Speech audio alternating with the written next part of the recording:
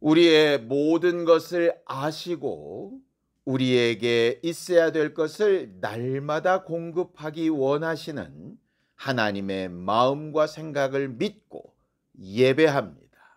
이 예배 가운데 하나님이 우리에게 주시는 생명과 복이 풍성해지게 하셔서 하나님의 마음과 하나님의 뜻과 하나님의 생각과 좀 더 가까이 가는 교회들이 되게 하시고, 그 결과로 우리와 우리 가정과 우리를 통하여 주의 복음을 듣는 자들에게 하나님이 약속하신 영생의 복이 전달되는 귀한 통로가 되게 도와주시옵소서. 믿음으로 언금한 손길들 위에 복을 주셔서 하나님이 우리와 늘 함께하고 계신 증거를 누가 보아도 알 수 있도록 우리와 함께 역사하여 주시옵소서. 예수님의 이름으로 기도하였습니다. 아멘.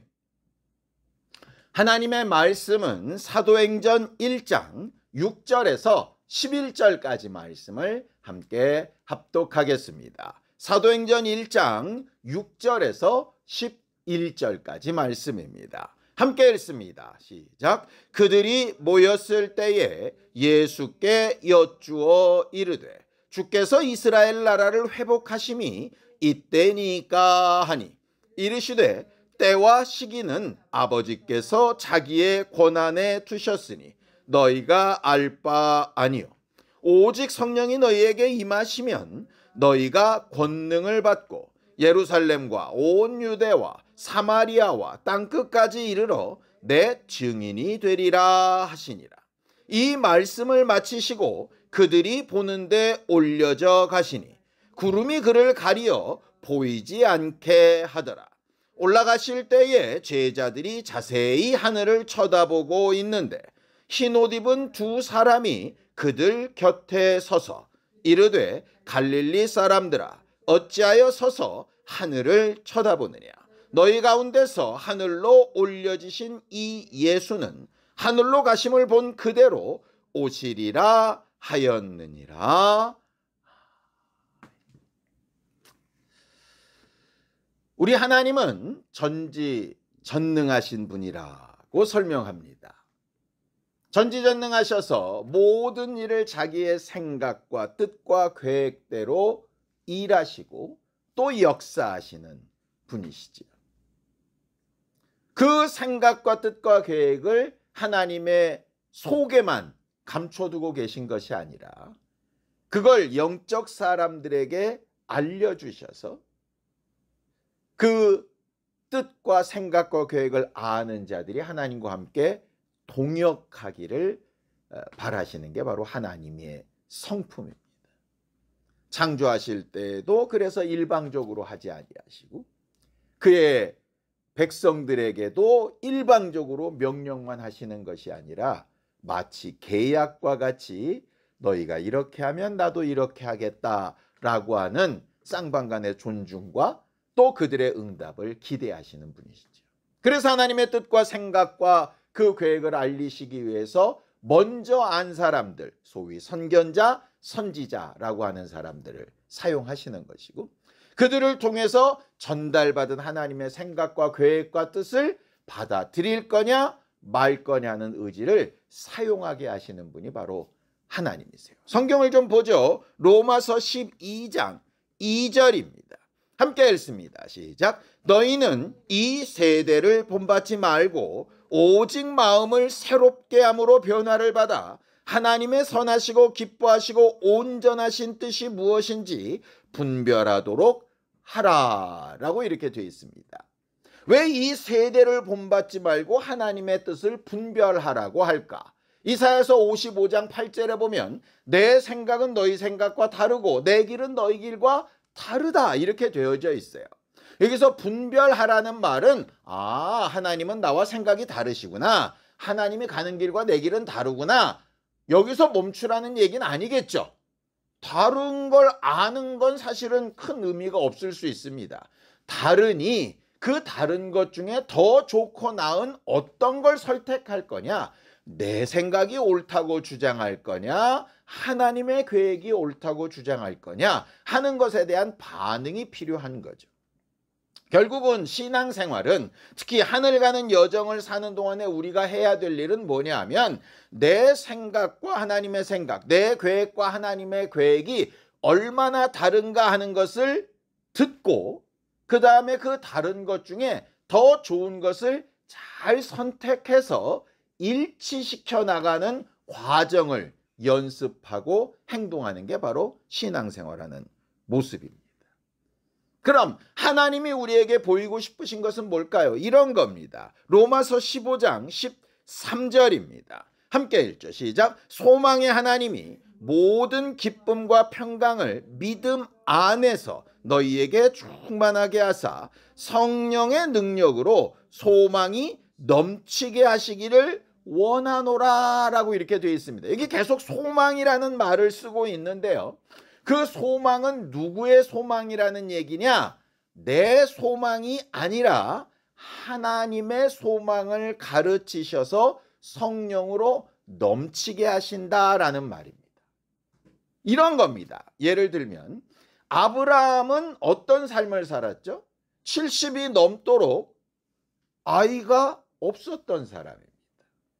70 넘어 아이가 없는 사람이 무슨 소망이 있겠어요? 그러다 보니까 조카 롯이나 잘 됐으면 좋겠습니다. 내 종 중에 뛰어난 애인 다메섹 사람, 이 사람이 내 후계자가 될 겁니다. 그 정도가 아브라함이 꿈꿀 수 있는 소망입니다. 근데 하나님이 주신 소망은 뭐죠? 열국의 아버지가 될 거다라고 이렇게 이야기하는 거죠. 차원이 다른 문제. 이세의 막내 아들이었던 다윗은 목동이었습니다. 그가 바랬던 소망은 뭘까요? 아버지가 맡겨준 양 잘 지키고 짐승한테 뜯기지 않고 아버지한테 칭찬받고 형들한테 사랑받고 뭐 그 정도였을지 모릅니다. 그런데 하나님께서 갑자기 그를 들어서 기름 부어가지고 뭐라 그러시죠? 영원한 다윗의 왕조를 만들겠다고 이야기하시지 않습니까? 전혀 생각해 볼 수 없었던 소망이었던 거죠. 베드로가 예수 앞에 주는 그리스도 살아계신 하나님의 아들이십니다라고 고백했을 때 그가 그 고백이 뭐 대단한 고백이고 교회의 기초가 되는 반석이 되는 고백이라고 생각하고 했겠습니까?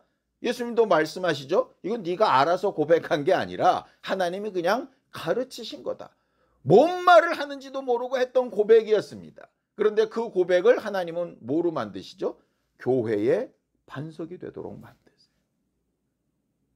예수 믿는 사람들을 잡아 죽이던 바울이 이방인의 사도로 그 수많은 교회를 개척한 예수 그리스도의 사도가 되리라고 누가 상상이나 했겠습니까? 결국 사람들이 생각할 수 있는 소망의 크기와 하나님이 생각하시는 소망의 크기는 다를 수밖에 없는 거예요. 우리가 잘 아는 말씀대로 에베소서 3장 20절에도 이렇게 되어 있죠. 우리가 구하는 것이나 바라는 것에 더 넘치도록 능히 하실 하나님이라 이렇게 되어져 있습니다. 그러니 제발 우리의 생각, 우리의 계산, 우리의 판단, 우리의 뜻, 우리의 소망 여기에 제발 멈춰가지고 이게 됐네 안 됐네 이게 왜 늦어지네 뭐 이런 거에 막 마음 쓰기 이전에 심각하게 한번 물어봐야 됩니다. 내가 가진 내 소망은 이런 것인데 하나님이 가지신 소망, 하나님이 바라고 계신, 하나님이 기대하고 보고 계신 그 시선은 어디를 향해 있는가 하는 것을 좀 생각해 볼 필요가 있죠. 물론 반대의 경우도 있습니다. 무조건 내가 생각했던 것보다 다 크다는 얘기는 아닙니다. 어떤 사람은 대단한 왕이 되기를 꿈꿨죠. 사울 같은 사람은 엄청난 왕이 되기를 꿈꿨습니다. 그런데 하나님은 뭘 기대하셨죠? 그런 왕 되는 일은 네가 할 수 있는 일이 아니고 너는 내 말씀이나 좀 잘 지켜 이렇게 이야기하시죠. 모세는 가나안 땅에 들어가서 엄청난 하나님의 영광을 보기를 원했습니다. 그런데 하나님의 소망은 어디였습니까? 딱 여기까지야 라고도 이야기하시죠. 꼭 커서만 좋은 게 아니라 의미가 다르고 가치가 다르고 기대가 다를 수 있는 거죠.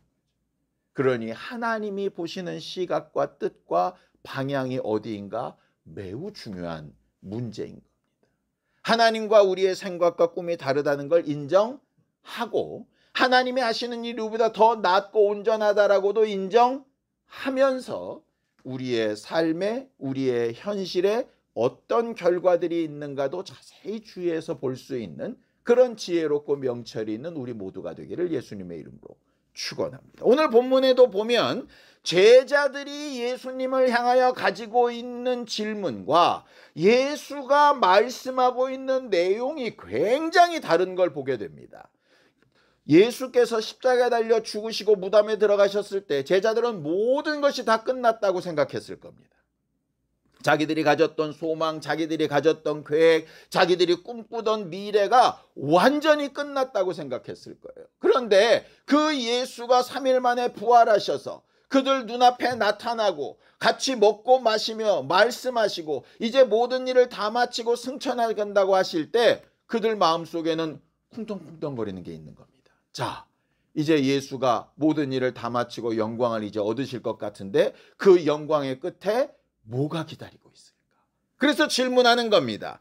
사도행전 1장 6절입니다.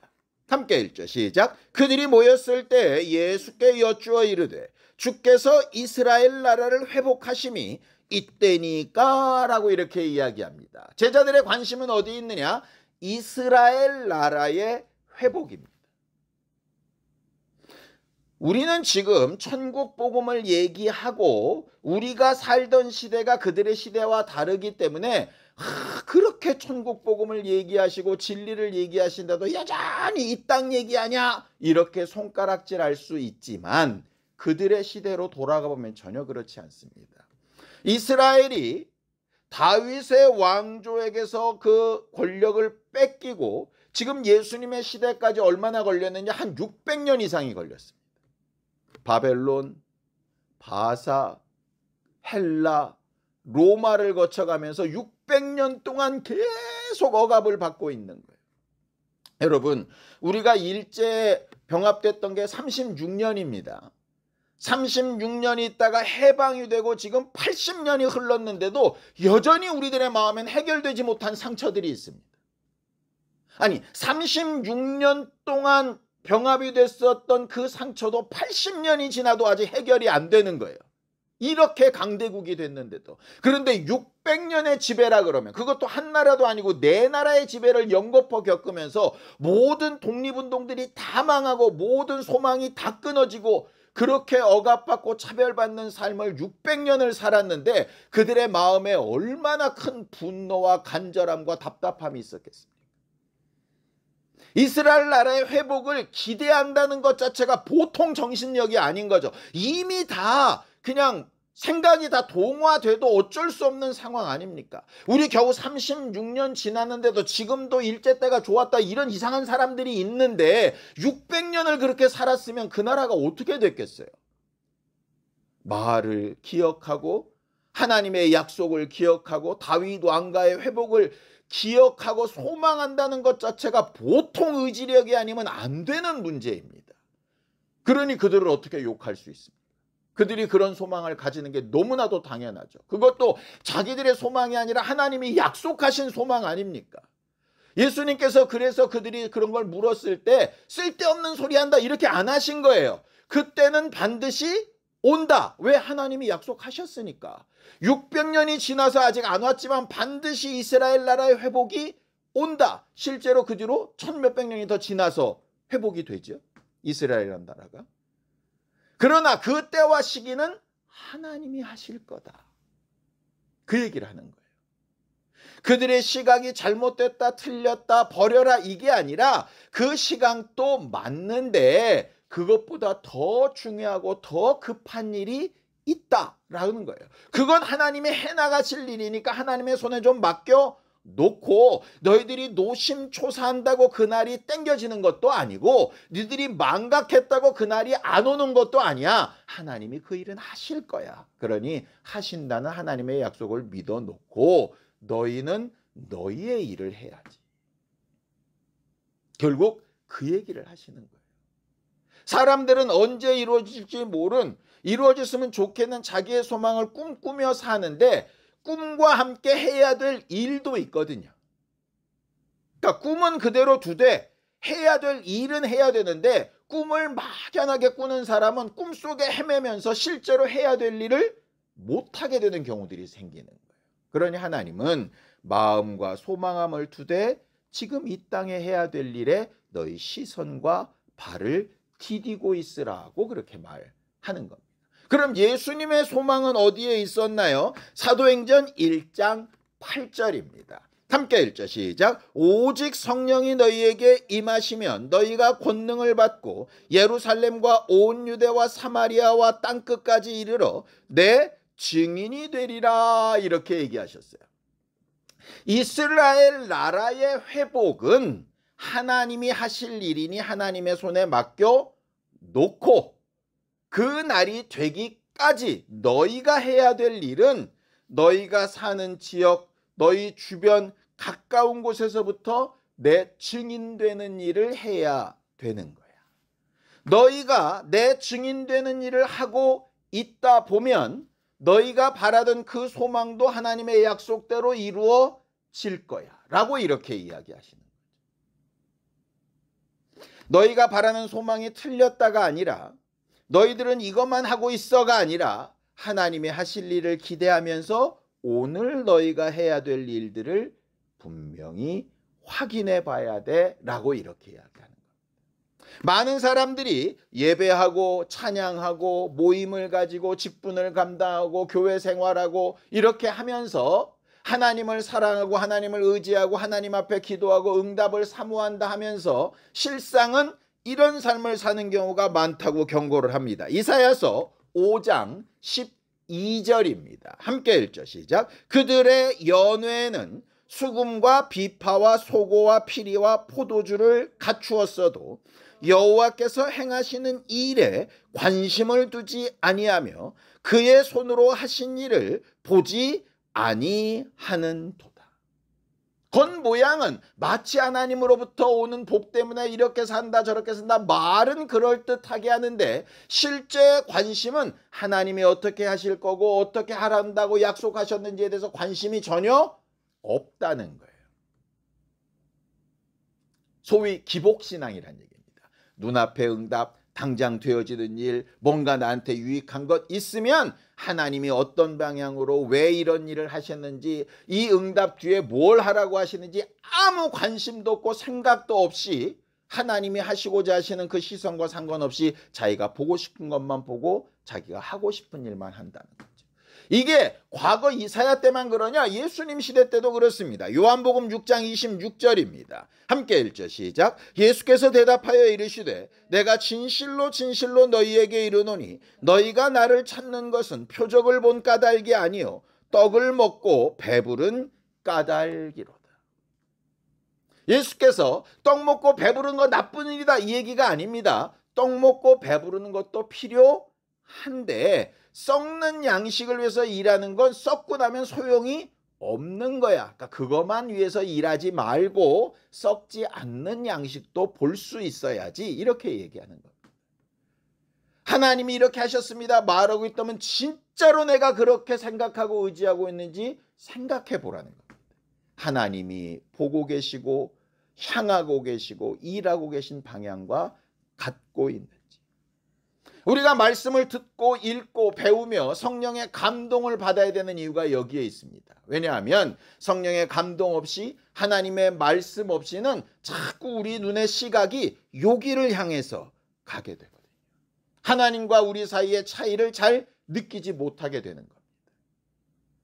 아무리 오래 같이 산 가족이라도 대화가 점점 줄다 보면 어떻게 생각하기 쉬우냐? 저 사람 생각도 내 생각과 같을 거야 이렇게 착각을 하게 됩니다.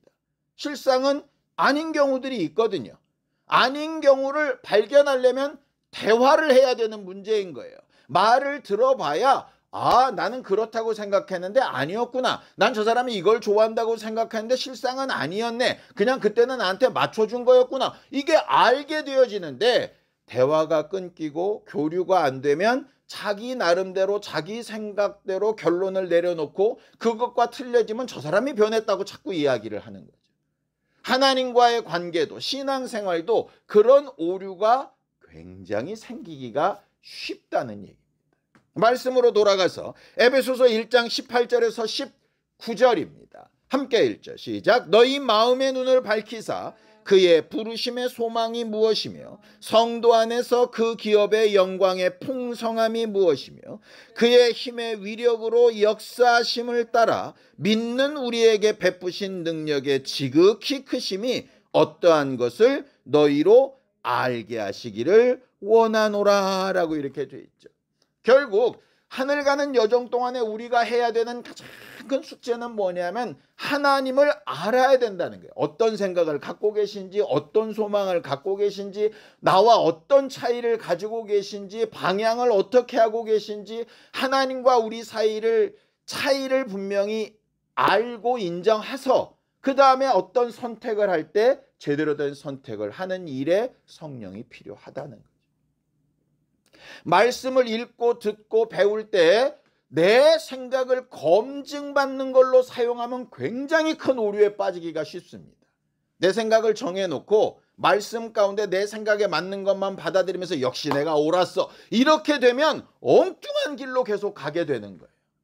결국 하나님의 생각과 내 생각의 차이를 발견해야 되는 거죠. 뭘 다르게 보고 있는가 하는 거예요. 노아가 산에 방주를 지을 때 많은 사람들의 눈에는 그게 뭐로 보이겠습니까? 미친 짓으로 보이는 거예요. 근데 하나님의 눈에는 말씀에 순종하여 구원을 예비하는 걸로 보이는 거예요. 하나님의 눈으로 볼 거냐 사람의 눈으로 볼 거냐 전혀 다른 문제입니다.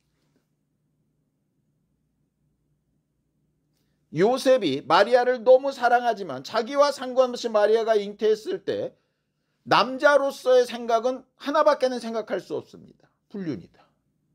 하나님의 생각은 성령으로 잉태됐다라고 이야기하는 거죠. 어떤 시각을 따를 거냐의 문제. 바울이 자기가 배워왔던 율법의 기준에 따른 시각으로 보면 예수 믿는 사람들은 다 잡아 죽여도 마땅한 사람들입니다. 근데 예수 그리스도의 시각으로 보면 전도하고 살리고 위로하고 고쳐나가야 될 사람들. 결국 시각이 바뀌면 행동이 바뀌게 되는 거예요.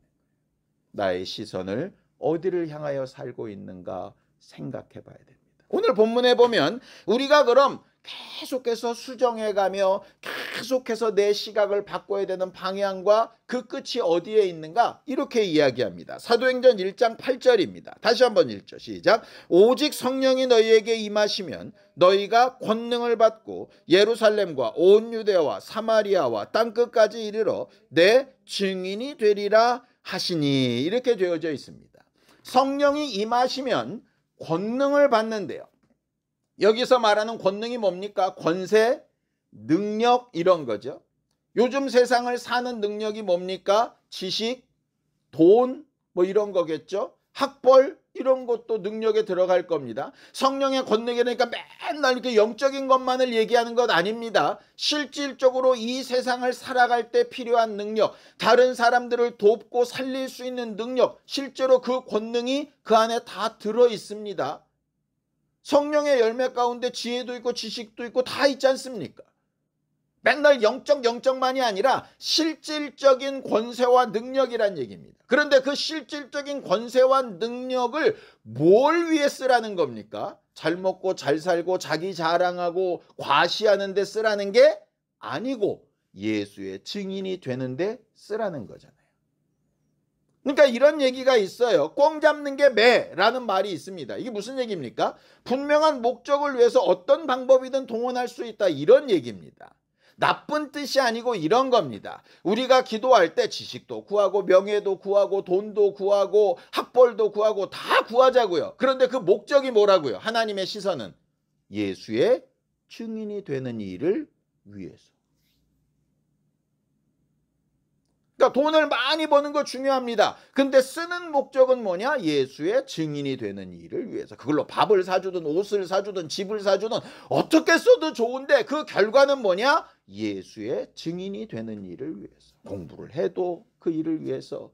교회가 커져도 그 일을 위해서. 많은 사람을 모아서 어떤 행사를 해도 그 일을 위해서. 하나님의 분명한 시각은 거기에 가 있다는 거죠. 그러니 예수께서 수많은 사람을 먹고 마시게 하며 이적을 베풀 때도 구원을 위해서고, 십자가에 달려 외롭게 죽어가시는 것도 구원을 위해서이고, 무덤에서 3일이나 버티시는 것도 구원을 위해서이고, 지금 영광 중에 나타나서 하늘로 올리우는 걸 보이시는 것도 그걸 위해서입니다. 뭘 위해서냐 이 말이에요. 사람들은 뭐가 어떻게 됐냐에 자꾸 관심을 가지는데, 그 됐냐는 이렇게 하실 수도 있고 저렇게 하실 수도 있어요. 그런데 중요한 건 그걸 통해서 결국 하나님은 뭘 하시려는 거냐 하는 거죠. 성경을 또 볼까요? 사도행전 1장 11절입니다. 함께 읽죠. 시작. 이르되 갈릴리 사람들아 어찌하여 서서 하늘을 쳐다보느냐. 너희 가운데서 하늘로 올려주신 이 예수는 하늘로 가심을 본 그대로 오시리라 하였느니라. 이 말씀을 잘 봐야 됩니다. 예수는 하늘로 가신 것처럼 가셨다가 다시 하늘로부터 오실 테니 계속 하늘을 보고 있어라는 얘기가 아니죠.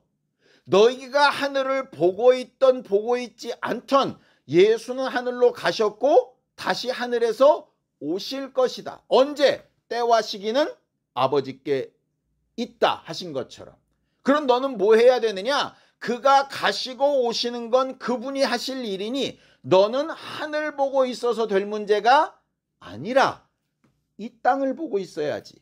너희한테 맡겨진 사람, 부탁한 사람, 예수의 증인으로서 그들에게 증거하고 권능을 나타내 보이고 하나님이 하신 복음의 일을 잘 정립해서 전하고 말해야 되는 그 대상자들에게 눈이 가 있어야지. 이 얘기입니다.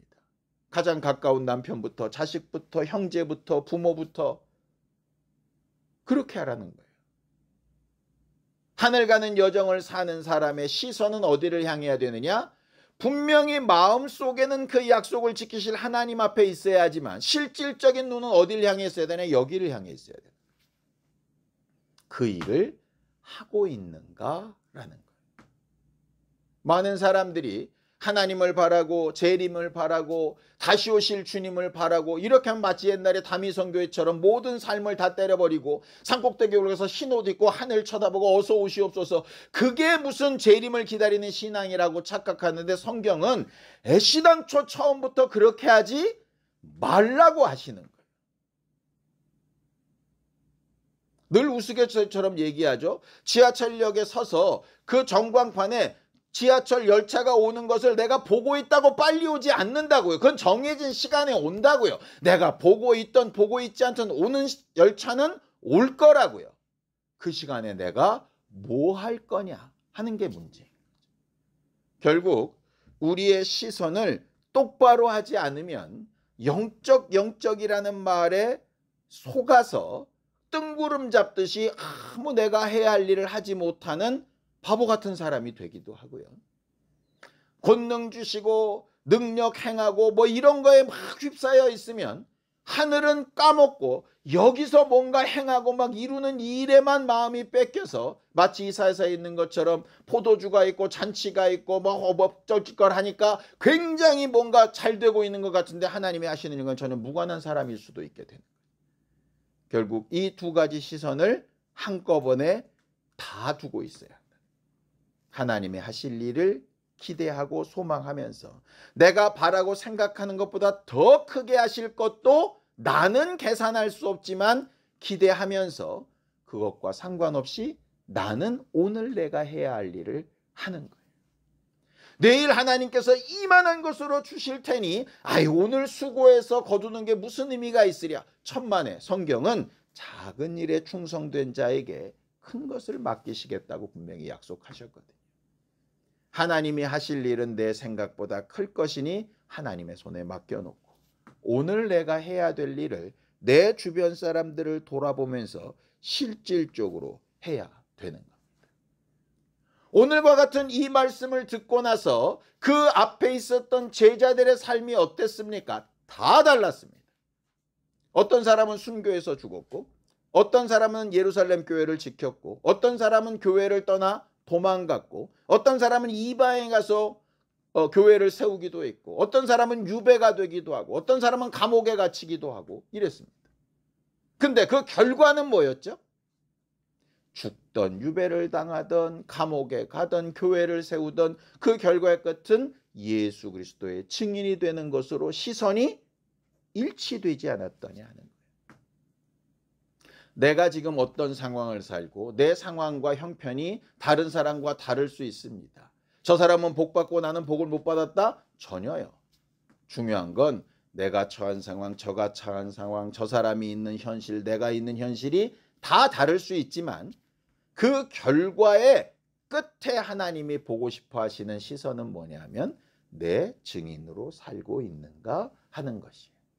그런 삶이 나와 내 가정과 내 자손들에게 계속해서 잘 가르쳐지고 그 다른 시선들이 수정이 되고 하나님의 시선과 하나님의 소망에 맞춰가면서 하늘 가는 여정을 잘 걸어가는 우리 모두가 되기를 예수님의 이름으로 축원합니다. 함께 같이 기도하겠습니다. 하나님 아버지, 하나님께서 우리 모두를 도우시고 인도하셔서 오늘도 우리가 하나님의 말씀 앞에 바로 서서 하나님이 우리에게 주시는 소망과 하나님이 바라보시는 시선을 따라 우리의 시선과 생각과 꿈과 소망을 수정해가며 하나님과 함께하고 하나님의 도우심을 얻는 신령한 믿음의 사람들, 거룩한 교회들이 다 될 수 있도록 우리 모두와 함께하시고 인도하여 주시옵소서. 우리의 모든 삶을 통해 그 결과의 끝에 예수 그리스도의 증인이 되는 열매들이 나타나게 하여 주시고 이를 기억하시는 하나님으로부터 칭찬이 있는 우리 모두가 되도록 도와주시옵소서.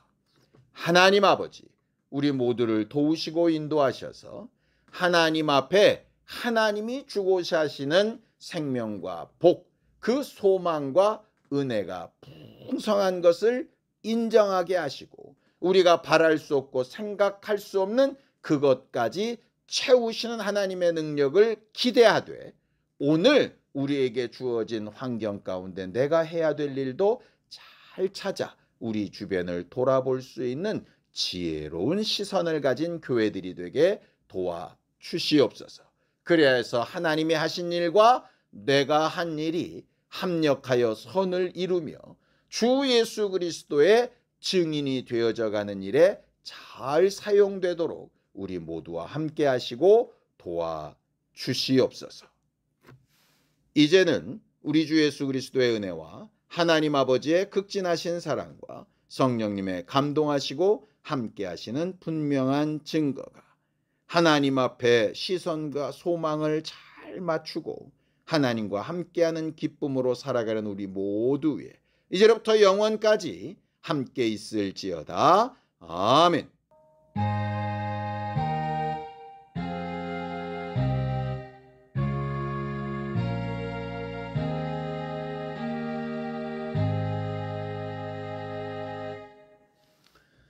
하나님과 같은 곳을 바라보며 걸어가는 우리 모두가 되기 바랍니다. 수고하셨습니다. 감사합니다.